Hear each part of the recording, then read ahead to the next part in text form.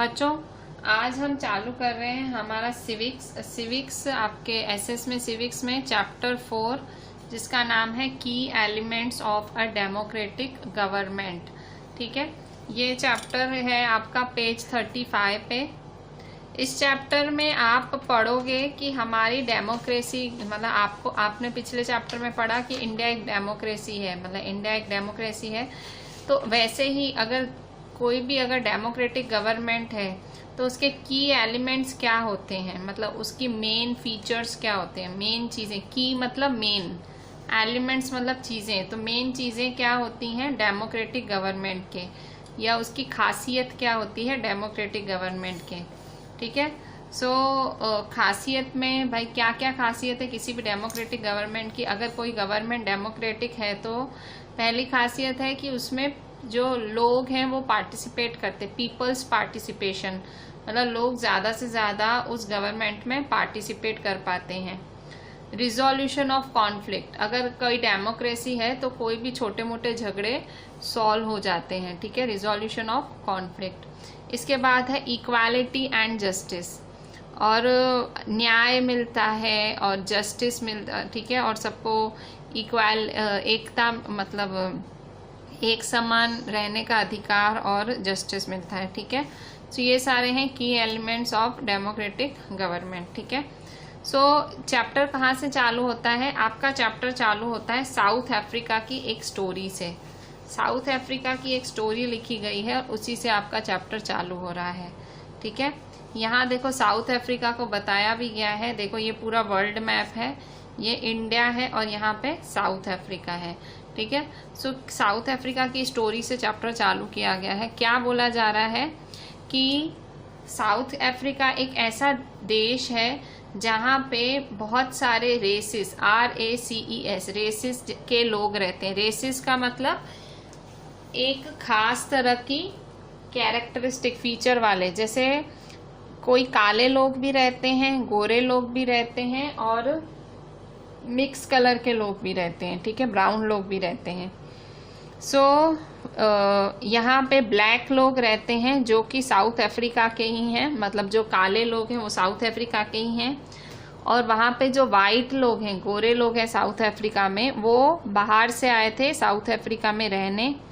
और वहाँ पे इंडियंस भी रहते हैं जो कि वहाँ मजदूरी वगैरह या वहाँ बिजनेस करने, ट्रेडिंग करने आए थे। ठीक है, साउथ अफ्रीका में 3 रेसेस के मतलब 3 तरह के लोग रहते हैं। काले, ब्लैक जो कि साउथ अफ्रीका के ही हैं, गोरे, वाइट जो कि बाहर से आए थे साउथ अफ्रीका में रहने। तीसरे इंडियंस जो कि वहाँ पे मजदूरी वगैरह लेबरर बनने आए थे या ट्रेडिंग करने या तो बिजनेस करने आए थे।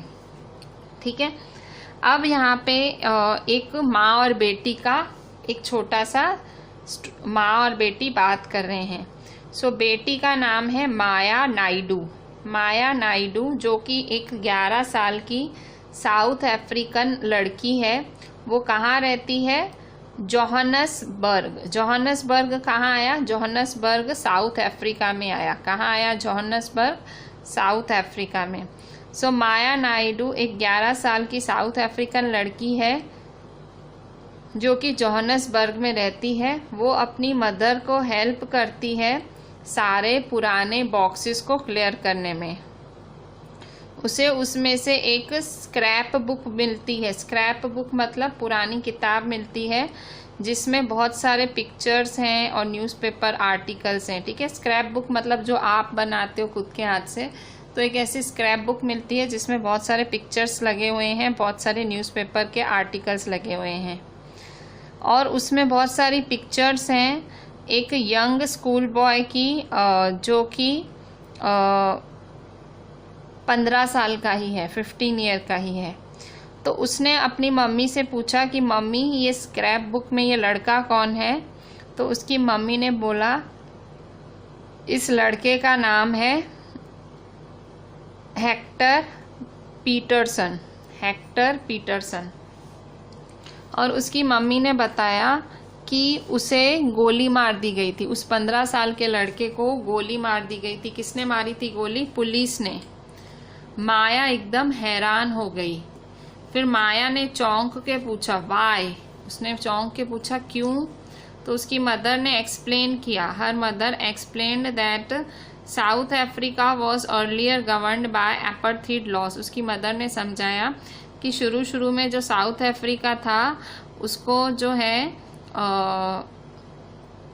एपार्थीड लॉज द्वारा चलाया जाता था। एपार्थीड लॉज का मतलब एपार्थीड लॉज मतलब नियम, एपार्थीड का मतलब गोरे काले में भेदभाव, ठीक है। तो उसकी मदर ने बताया कि हमारे साउथ अफ्रीका में पहले, बहुत साल पहले एपार्थीड चलता था। एपार्थीड का मतलब, apartheid means separation on the basis of race, कि सेपरेट करना रेस के हिसाब से, रेस मतलब कलर के हिसाब से। South African people were divided into white, black, Indian and coloured races. मतलब कैसे डिवाइड किया गया था साउथ अफ्रीका को? काले, गोरे और मिक्स्ड कलर, मतलब काले, गोरे और ब्राउन, जो हम इंडियंस का कलर होता है वो हम ब्राउन कलर। सो इस तरह से डिवाइड किया गया था साउथ अफ्रीका में लोगों को। जैसे हमारे देश में लोग कैसे रिलीजन के हिसाब से डिवाइडेड है, हिंदू, मुस्लिम्स, तो साउथ अफ्रीका में कलर के हिसाब से डिवाइड किया जाता था। तब एपार्थीड का जो कानून था उसके हिसाब से, मतलब साउथ अफ्रीका में एक कानून था, एक लॉ था जिसका नाम था एपार्थीड। तो एपार्थीड के कानून के हिसाब से जो है, ये जो तीनों लोग थे, गोरे, काले और ये जो मिक्स लोग थे, इंडियंस लोग थे, वो साथ में नहीं रह सकते, वो एक साथ नहीं रह सकते और वो एक साथ सारी फैसिलिटीज भी नहीं यूज कर सकते। माया तो विश्वास ही नहीं हुआ अपने कानों पे। अब उसकी मम्मी उसको सारी स्टोरी सुनाती है। उसने कहा कि भाई जब एपार्थीड था, जो ये कानून था गोरे और काले वाला कानून था, कि उन दोनों क्या होता था। अब पूरा वो स्टोरी बताती कि एपार्थीड का जो कानून था साउथ अफ्रीका में उसमें क्या हुआ था। तो उसकी मम्मी बताती है कि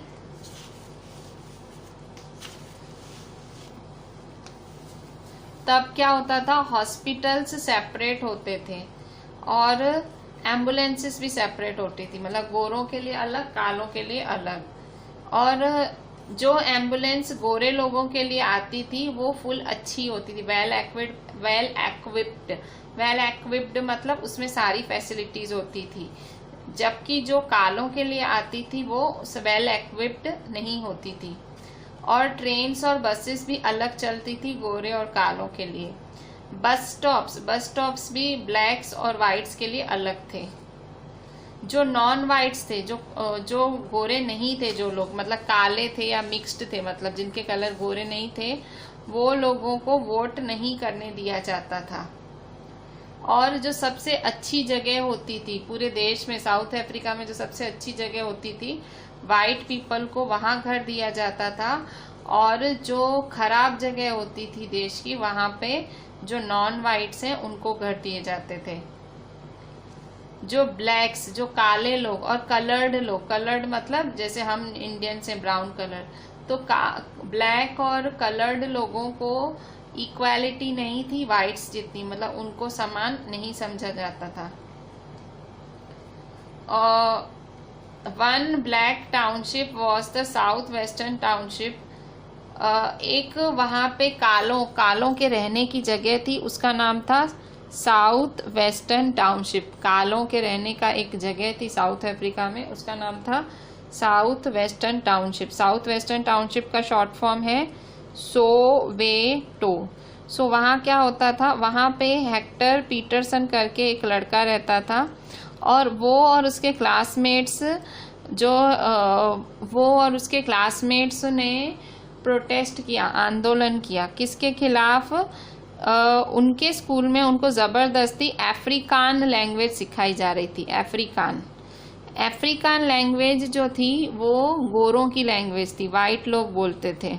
तो वो हेक्टर पीटरसन और उसके दोस्तों ने आंदोलन किया कि हम हमारे स्कूल में हमारी लैंग्वेज सीखेंगे।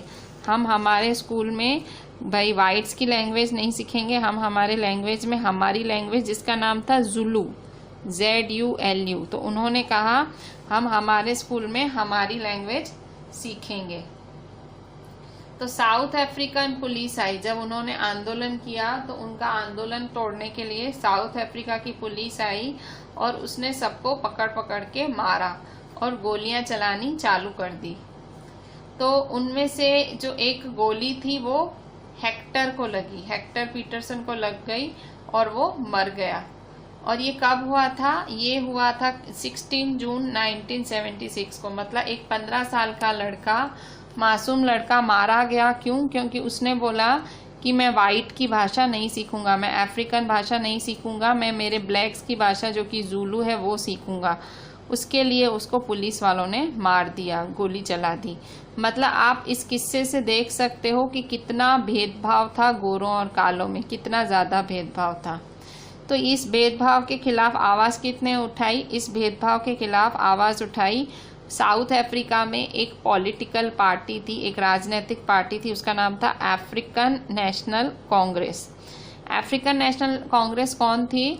वो कुछ लोग थे जो एपार्थीड के खिलाफ प्रदर्शन करते थे। एपार्थीड तो मैंने आपको पहले ही बता दिया, गोरे और कालों में भेदभाव करने वाली पॉलिसी, मतलब नियम था, कानून था जो कि अफ्रीका में फॉलो किया जाता था।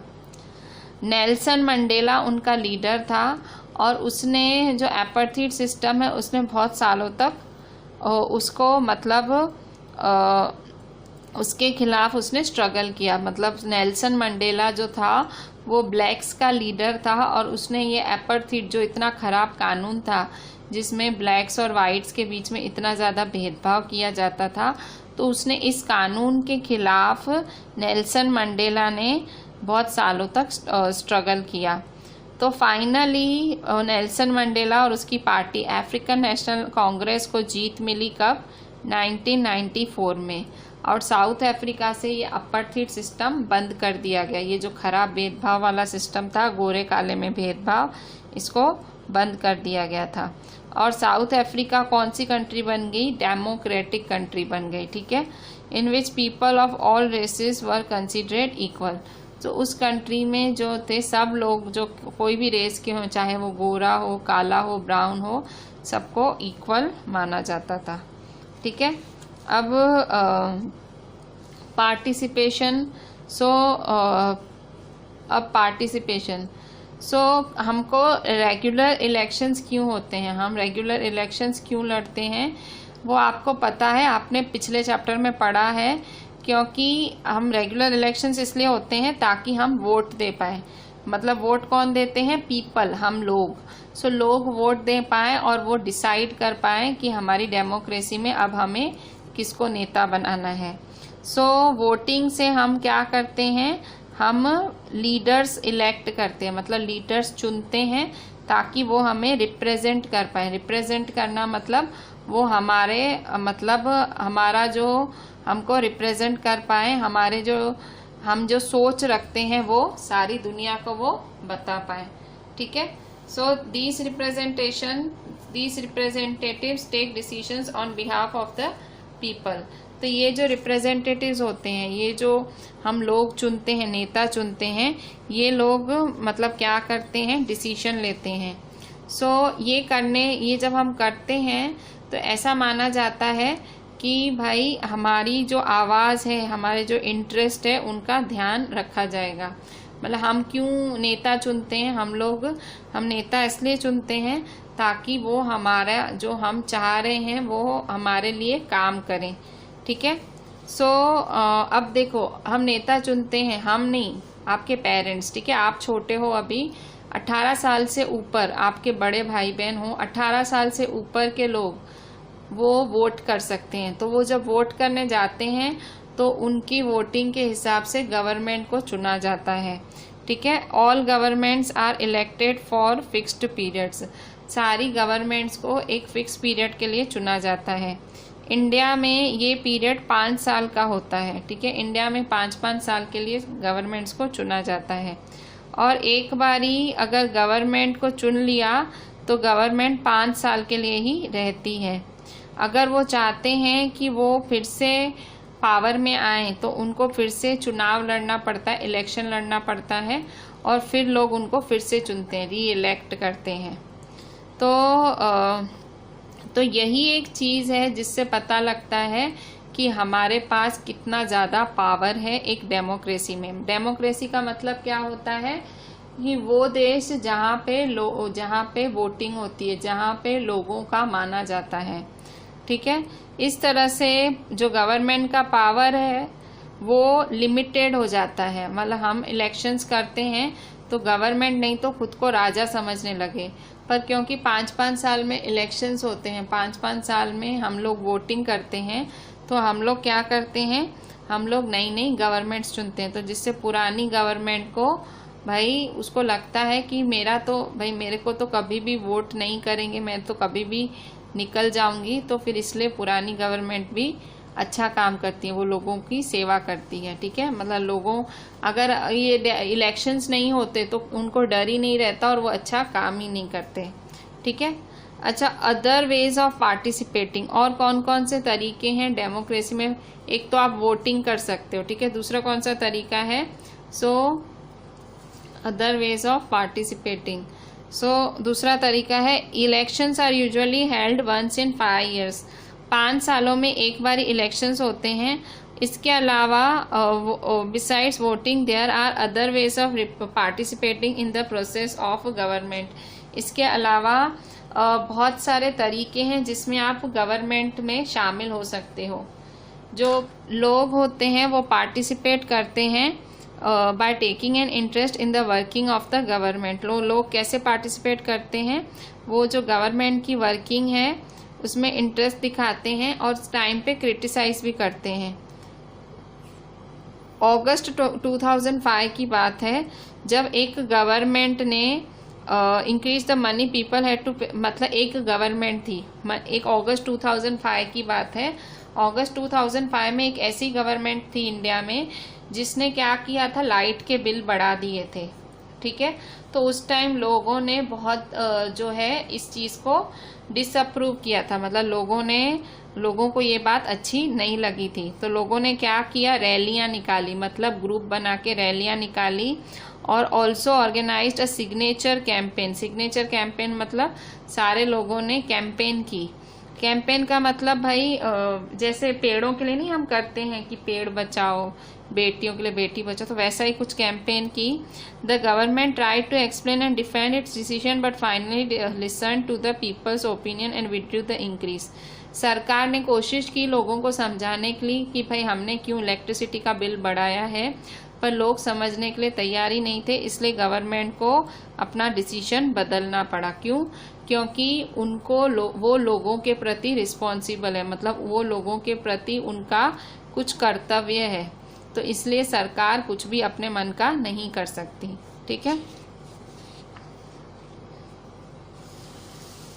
देखो और भी तरीके हैं जिससे आप अपने व्यूज दिखा सकते हो और गवर्नमेंट को समझा सकते हो।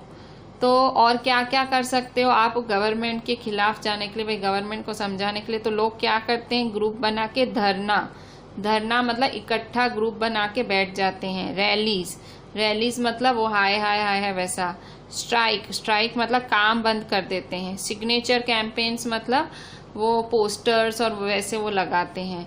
ठीक है, मतलब गवर्नमेंट अगर अच्छा काम ना कर रही हो तो लोग, आम आदमी जैसे आप और मैं हैं, हमको गवर्नमेंट का काम अच्छा नहीं लग रहा है, तो हम लोग क्या कर सकते हैं, हम लोग धरना कर सकते हैं। धरना मतलब इकट्ठे जाके बैठ जाएं, भाई हाय हाय करें उनके घरों पे जाके, घरों के बाहर।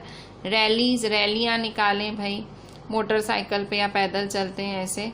फिर स्ट्राइक्स करते हैं। ठीक है, सब बंद करवा देते हैं। सिग्नेचर कैंपेन्स, और या तो भाई पोस्टर लगा के भाई ऐसा ऐसा करें।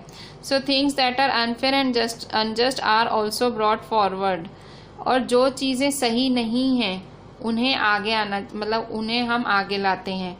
जैसे न्यूज़पेपर्स हैं, मैगजीन्स हैं, टीवी हैं, उनका भी बहुत रोल रहता है गवर्नमेंट के इश्यूज और रिस्पॉन्सिबिलिटीज़ को दिखाने के लिए। ठीक है, तो ये एक सच्चाई है कि एक डेमोक्रेसी में जो है लोग पार्टिसिपेट करते हैं, लोग भाग लेते हैं एक डेमोक्रेसी में। पर ये भी एक सच्चाई है कि सब लोग भाग नहीं ले पाते। क्यों? क्योंकि जैसे आप देखो, हम सुनते हैं कि भाई यहाँ पे स्ट्राइक हुई, यहाँ पे लोगों ने हाय हाय की, यहाँ पे लोग हैं, तो क्या आप जाते हो? नहीं, तो हर कोई नहीं जा पाता है, पर कुछ लोग हम में से जाते हैं जो ऐसे अलग अलग आंदोलनों का भाग बनते हैं। तो और हम तो ठीक, आप हम नहीं, पर कुछ लोग ऐसे होते हैं जिनको चांस ही नहीं देते, जिनको बोलते हैं आपको आना ही नहीं है। तो जैसे माइनॉरिटी कम्युनिटी, जो छोटी जात वाले लोग होते हैं, जैसे दलित, आदिवासी और औरतें, ठीक है, इवन औरतों को भी ऐसी चीज़ों से दूर रखा जाता है। उन्हें कहा जाता है कि भाई आपको यहाँ भाई हमारे साथ नहीं आना है, आपको हमारे साथ पार्टिसिपेट नहीं करना है, आप कम हो हमसे। जैसे कि छोटी कम्युनिटी के लोग या दलित, आदिवासी या औरतें, वुमन को भी कम समझ आता है। आप देखोगे कि कोई बड़ा ऐसे स्ट्राइक होता है या कुछ आंदोलन होता है तो औरतें नहीं, मर्द ही मर्द ज़्यादा होते हैं, ठीक है। सो इस तरह से मतलब हर किसी को पार्टिसिपेट करने का मौका नहीं दिया जाता। अगर किसी देश के लोग अलर्ट हैं, जागरूक हैं और इंटरेस्टेड हैं कि भाई कंट्री को कैसे चलाना है, तो कंट्री उतनी ही ज़्यादा स्ट्रांग होगी। तो जब आप देखो कि कोई रैली निकल रही है, आपके शहर में कोई हाय हाय करती हुई रैली निकल रही है, तो हमें 2 मिनट वहाँ रुक जाना चाहिए और वहाँ देखना चाहिए कि कौन लोग उस रैली में जा रहे हैं और किस चीज़ के लिए वो लोग प्रोटेस्ट कर रहे हैं। प्रोटेस्ट मतलब ये हाय हाय क्यों हो रही है, और इससे हमको पता लगेगा कि भाई क्या प्रॉब्लम है गवर्नमेंट में, ठीक है। हम कई बार देखते हैं भीड़ इकट्ठा होती है, रैलियां जाती हैं, तो हम ध्यान नहीं देते हैं, पर एक समझदार जागरूक नागरिक होने के नाते हमें 2 मिनट रुक के देखना चाहिए कि क्या प्रॉब्लम है, जिससे हमें पता चलेगा हमारे देश में प्रॉब्लम्स क्या हैं। और अनदर की फीचर ऑफ डेमोक्रेसी क्या है? Need to resolve conflict. Conflict का मतलब तकलीफ या किसी में भेदभाव या प्रॉब्लम, ठीक है, अनबन, किसी में झगड़ा हो तो उसे रिजॉल्व करो। आपने शुरू में चैप्टर चालू हुआ, माया की स्टोरी सुनी जिसमें कि साउथ अफ्रीका में भेदभाव होता था। तो आपने क्या देखा कि भाई कैसे माया की स्टोरी में कैसे उस लड़के की, 15 साल के लड़के की कॉन्फ्लिक्ट मतलब सोच में, मतलब वो क्या बोल रहा था कि हमें अफ्रीकन लैंग्वेज नहीं, हमें जुलू लैंग्वेज पढ़नी है। तो उस सोच की वजह से उसने क्या किया, प्रोटेस्ट किया, और उस प्रोटेस्ट में वो मारा गया। सो यहाँ अगर आपके भाई किसी से प्रॉब्लम है, जैसे वो लड़के की बात अगर पहले ही मान ली जाती, अगर स्कूल में उसकी जुलू लैंग्वेज भी चलाई जाती, या तो शांति से बैठ के पुलिस ने समझाया होता, तो लड़का मरता नहीं। तो इससे क्या मतलब पता लग रहा है कि अगर हम ये छोटी मोटे कॉन्फ्लिक्ट्स, हमारे छोटे मोटे झगड़े या छोटे मोटे प्रॉब्लम शांति से सॉल्व नहीं करें, तो वायलेंस और डेथ भी हो सकता है। वायलेंस मतलब झगड़े, दंगे और मौत भी हो सकती है। सो इस तरह से हमें इन चीज़ों का भी ध्यान रखना चाहिए। कॉन्फ्लिक्ट्स, जो झगड़े या दंगे कब होते हैं? जब अलग कल्चर्स के लोग, रिलीजन्स के लोग, अलग जगहों के लोग, इकोनॉमिक बैकग्राउंड्स के लोग वो साथ में मिलजुल कर नहीं चलते। कॉन्फ्लिक्ट मतलब भेदभाव। कॉन्फ्लिक्ट कब होता है? जब अलग अलग तरह के लोग साथ में रहना नहीं चाहते हैं, मतलब उनको सिर्फ एक दूसरे की गलतियां ही नजर आती हैं, वो साथ में रहना ही नहीं चाहते हैं। सो वो क्या करते हैं? एक दूसरे के साथ भेदभाव करते हैं। भेदभाव मतलब डिस्क्रिमिनेशन, ठीक है भाई। जैसे कोई गरीब है, अमीर है, वो भेदभाव करे एक दूसरे से।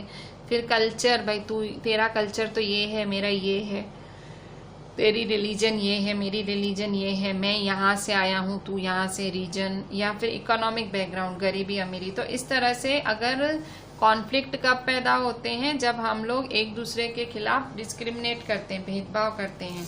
सो ये करने से क्या होगा? फियर, मतलब फियर का मतलब क्या होता है? फियर मतलब डर बढ़ता है लोगों में, टेंशन बढ़ती है। तो गवर्नमेंट है वो रिस्पॉन्सिबल है कि वो ये झगड़े सॉल्व करे, लोगों में अगर बाय चांस झगड़े होते हैं तो सॉल्व करे। तो हमारे देश में कौन कौन से कॉन्फ्लिक्ट्स हैं, कौन कौन से मतभेद है, सोचो भाई, कौन कौन से झगड़े हैं जो गवर्नमेंट सॉल्व कर सकती है, ठीक है।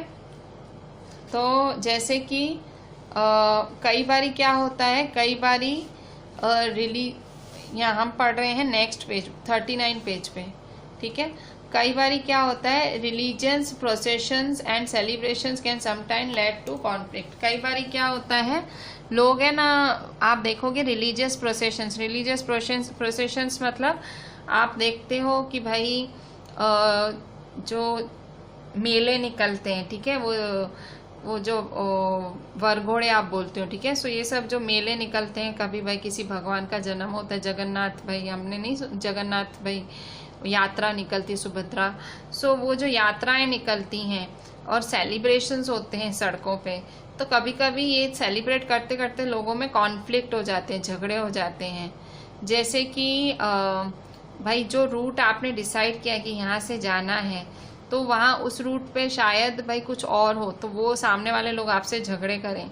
तो गवर्नमेंट इस टाइम पे, गवर्नमेंट मतलब पुलिस क्या होती है, पुलिस उस टाइम पहले उनसे मिलती है, भाई जो लोग ये जो रैलियां निकाल रहे हैं उनसे मिलती है और उन्हें बोलती है कि भाई सोचो क्या करना चाहिए हमको इस बारे में। कभी ऐसा भी होता है कि दंगे हो जाएं, ठीक है, कॉन्फ्लिक्ट के बाद दंगे, मतलब लोग एक दूसरे को मार काटने पे ना उतर आए।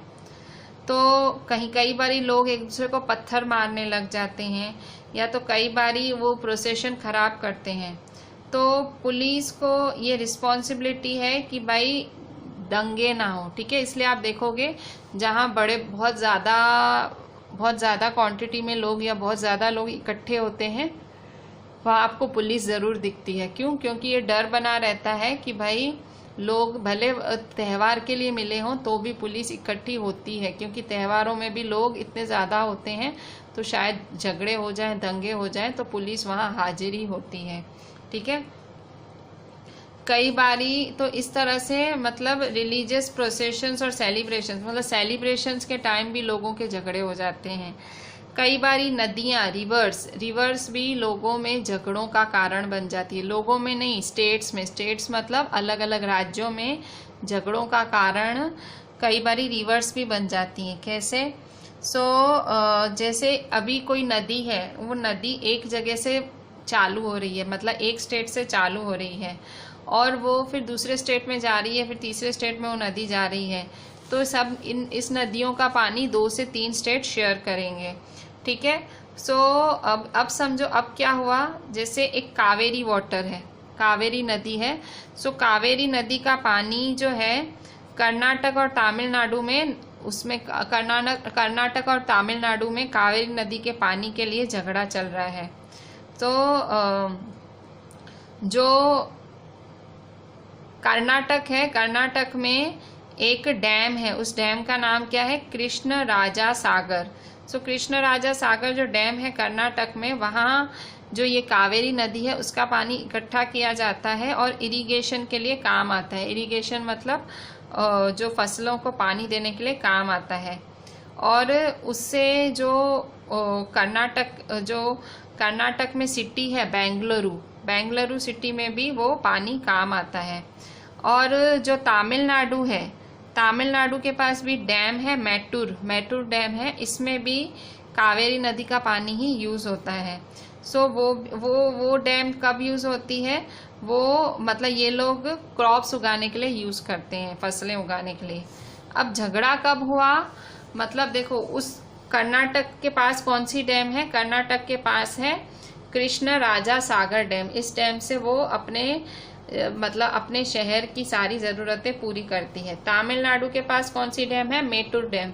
मेटूर डैम से भी जो तमिलनाडु है वो अपने प्लांट्स को पानी देती है। अब झगड़ा कब हुआ, ये दोनों डैम्स एक ही नदी से जुड़ी हुई हैं, ठीक है।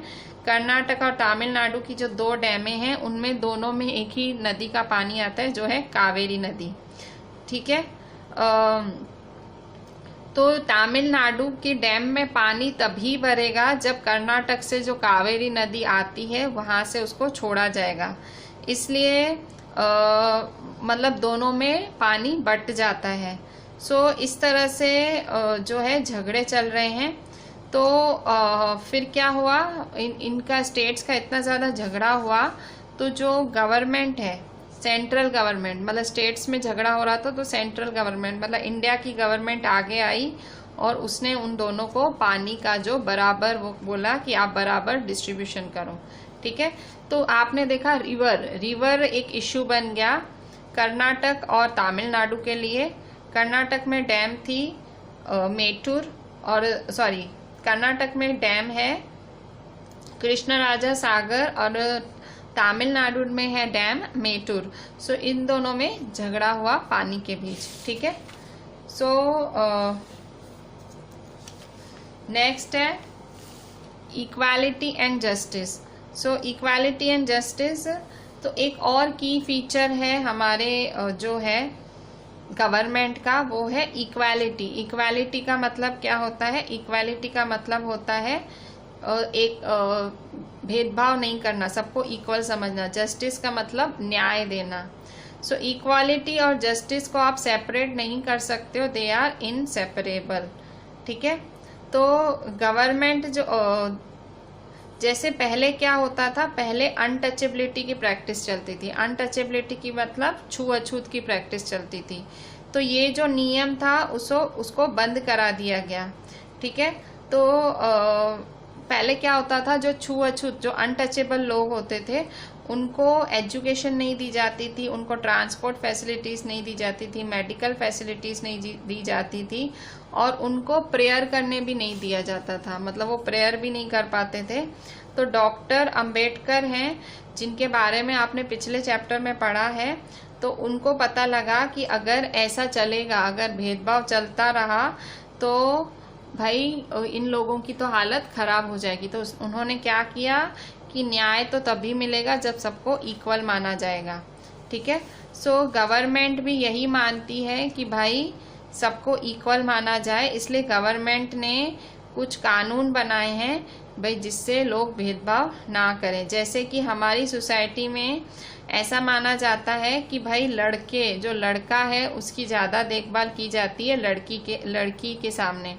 मतलब ऐसा माना जाता है कि लड़के से लोग ज़्यादा प्यार करते हैं लड़की के सामने। सो इसका मतलब क्या हुआ कि भाई जो है लड़की के साथ क्या हो रहा है, भेदभाव हो रहा है, अनजस्टिस हो रहा है।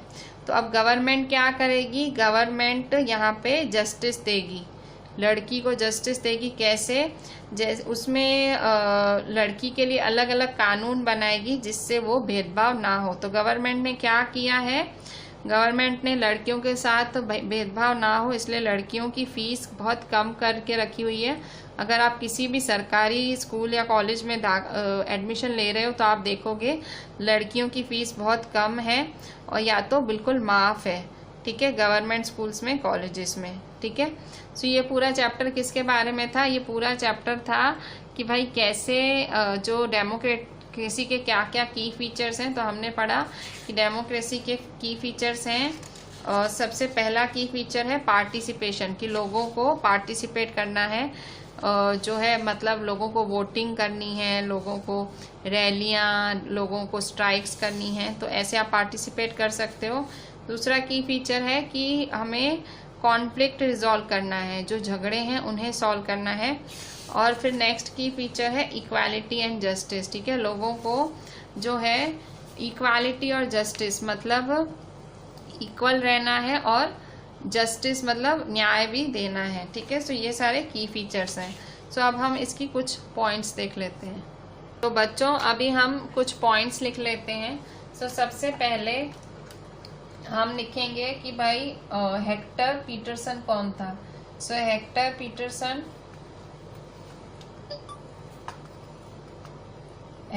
पीटरसन कौन था? वो 15 ईयर ओल्ड स्कूल बॉय था, was a young 15 year old school boy. कहाँ रहता था वो रहता था कौन सी एरिया में रहता था? उसकी एरिया का नाम था वो कालों के एरिया में रहता था, ठीक है, ब्लैक्स के एरिया में रहता था। सो उसका नाम था सोवेटो।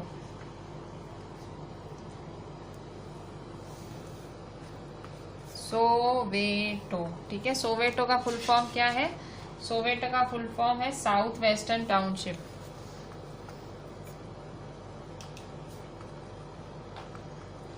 उसके साथ क्या हुआ था, उसको मार दिया गया था, पुलिस ने गोली मार दी थी। क्यों? क्योंकि उसने प्रोटेस्ट किया था। ठीक है, ही एंड हिज फ्रेंड्स, उसने और उसके फ्रेंड्स ने प्रोटेस्ट किया था अगेंस्ट लर्निंग अफ्रीकन लैंग्वेज। ठीक है, उसने प्रोटेस्ट किया था कि भाई हम लोग अफ्रीकन लैंग्वेज नहीं सीखेंगे। ठीक है, इन स्कूल। अफ्रीकन लैंग्वेज क्या थी? वाइट्स की लैंग्वेज थी। तो वो क्या चाहते थे? They wanted to learn Zulu. ठीक है, ज़ूलू। तो ज़ूलू कौन सी लैंग्वेज थी? ज़ूलू लैंग्वेज कौन थे? सो ज़ूलू लैंग्वेज उनकी खुद की लैंग्वेज थी, ब्लैक्स की लैंग्वेज थी। ठीक है, सो उसे मार दिया गया। ठीक है, on 16 June 1976 Hector was killed. उसे गोली से मार दिया गया। ठीक है, by the south African police ने ही उसे मार दिया। मतलब लैंग्वेज पे लड़का मर गया। अफ्रीकन लैंग्वेज नहीं सीखना चाहता था, वो अपनी खुद की ज़ूलू लैंग्वेज सीखना चाहता था। ठीक है, मतलब आप ये देख सकते हो स्टोरी से कि कितना भेदभाव था साउथ अफ्रीका में। ठीक है, तो फिर ये साउथ अफ्रीका भेदभाव किसने खत्म किया? द अफ्रीकन नेशनल कांग्रेस ने। द अफ्रीकन नेशनल कांग्रेस, जो अफ्रीकन नेशनल कांग्रेस थी, उन्होंने क्या किया? और अफ्रीकन नेशनल कांग्रेस का लीडर कौन था? Under the leadership of Nelson Mandela. Under the leadership of Nelson Mandela. ठीक है, नेल्सन मंडेला की लीडरशिप के अंदर फॉर्ट अपर्थीड। अच्छा, अपर्थीड, तो अपर्थीड क्या है? अब अपर्थीड के बारे में लिखेंगे कि अपर्थीड क्या है। सो अपर्थीड को उसने फॉर्ट किया। सो अपर्थीड क्या है? सो अपर्थीड कौन सा सिस्टम है? सो अपर्थीड में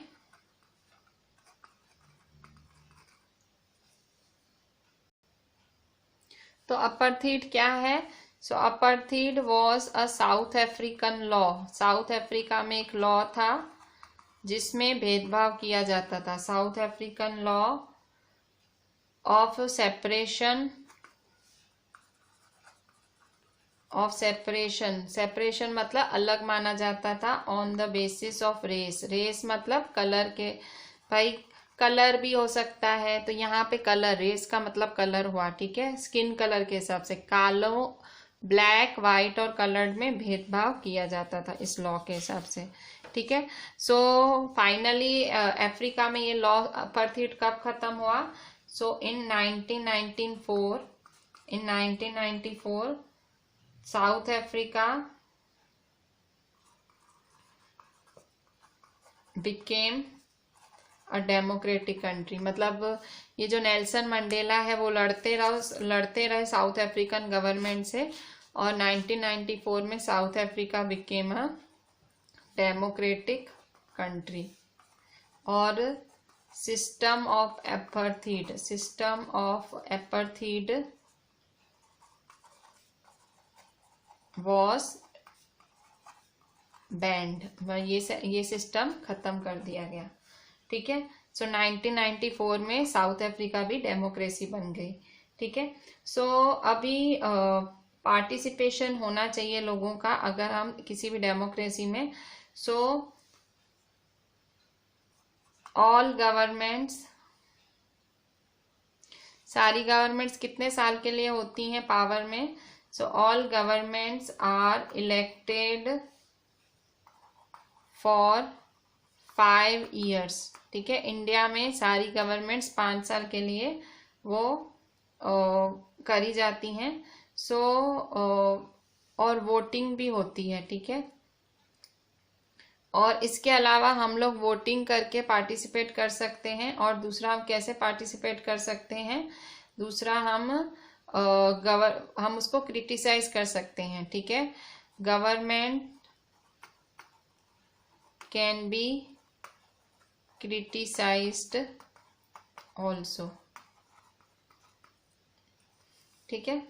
सो 2005 अगस्त में ऐसा कुछ हुआ था, अगस्त 2005 में, इन अगस्त 2005, in August 2005 people protested against high electricity bill, मतलब लोगों ने प्रोटेस्ट किया, खिलाफ लोगों ने आंदोलन किया। So the government had to change its decision, so government had to change its decision, government को अपना डिसीजन बदलना पड़ा। तो इस तरह से टाइम टू टाइम आप क्या कर सकते हो, मतलब गवर्नमेंट के आप फैसलों में एक तो पहले वोटिंग कर सकते हो, आप तो नहीं, आपके पेरेंट्स, और दूसरा अगर कुछ गलत करे तो आप आंदोलन कर सकते हो, प्रोटेस्ट कर सकते हो, ठीक है। आंदोलन करने के और कौन से तरीके हैं? सो और तरीके हैं कि भाई आप रैलीज कर सकते हैं, ठीक है। सो धरना मतलब भाई इकट्ठे ग्रुप में धरना हुआ, फिर रैलीज हुई, ठीक है, फिर स्ट्राइक्स हुई, फिर सिग्नेचर कैंपेन्स, ठीक है। सो ये सब हम कर सकते हैं, एक्सेट्रा, ठीक है।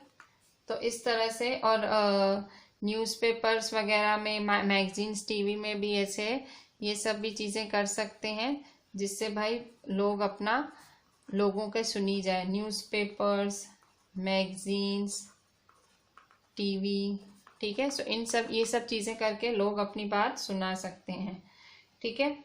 सो इस तरह से मतलब आप अपनी बात गवर्नमेंट के आगे रख सकते हो। और दूसरा कि कॉन्फ्लिक्ट, भाई कॉन्फ्लिक्ट ना हो तो उसमें किसका रोल होता है? So religious processions and celebrations can lead to conflicts sometimes। कुछ टाइम कभी कभी ऐसे होता है कि जो रिलीजियस प्रोसेशंस निकलती हैं उससे भेदभाव होता है। सो गवर्नमेंट क्या कर सकती है? द गवर्नमेंट स्पेशली कौन? पुलिस। तो पुलिस क्या कर सकती है? Can control such situations. तो गवर्नमेंट क्या कर सकती है? ऐसी सिचुएशंस को कंट्रोल कर सकती है, ठीक है। कई बारी रिवर्स, नदियां भी भेदभाव का बनती हैं कारण। Reverse become source of conflict between states. तो कई बारी नदियां भी झगड़ा बनने का कारण बनती हैं, जैसे कि कावेरी वाटर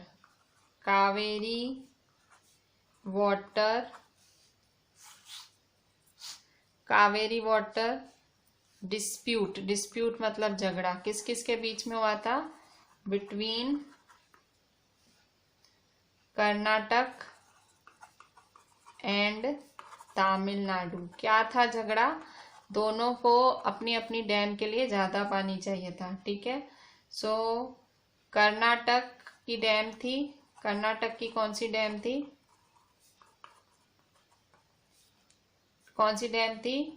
कृष्णा राजा सागर, ठीक है। और तमिलनाडु की कौन सी डैम थी? तमिलनाडु की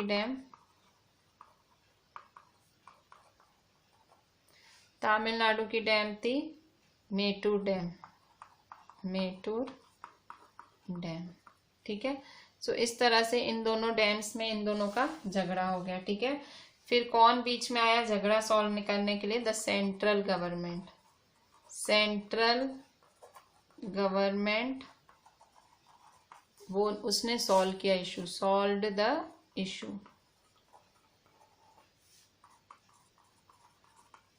ठीक है, सो इस तरह से।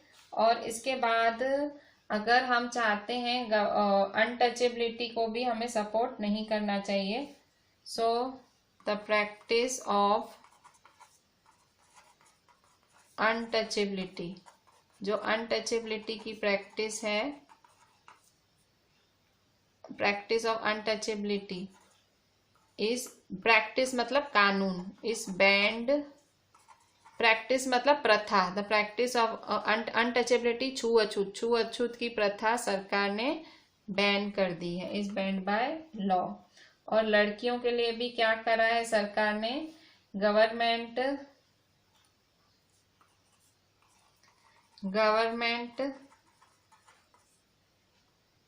सपोर्ट्स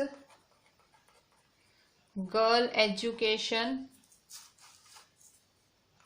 कैसे गवर्नमेंट लड़कियों के लिए एजुकेशन को सपोर्ट कर रही है, बाय वेविंग मतलब फी माफ करती है, और लोअरिंग फीस या तो कम करती है। कहाँ पे, इन गवर्नमेंट स्कूल्स और कॉलेजेस। ठीक है, तो इस तरह से गवर्नमेंट क्या करती है, गवर्नमेंट जो है इस तरह से सपोर्ट कर सकती है लोगों को पार्टिसिपेशन, मतलब हम अगर लोग चाहें तो हम लोग गवर्नमेंट अपने हिसाब से भी चलाते हैं, और क्योंकि गवर्नमेंट हम लोगों से ही चलती है तो गवर्नमेंट टाइम टू टाइम हमें हेल्प करती है। सो इस तरह से ये था आपका chapter. So it was today was the chapters explanation.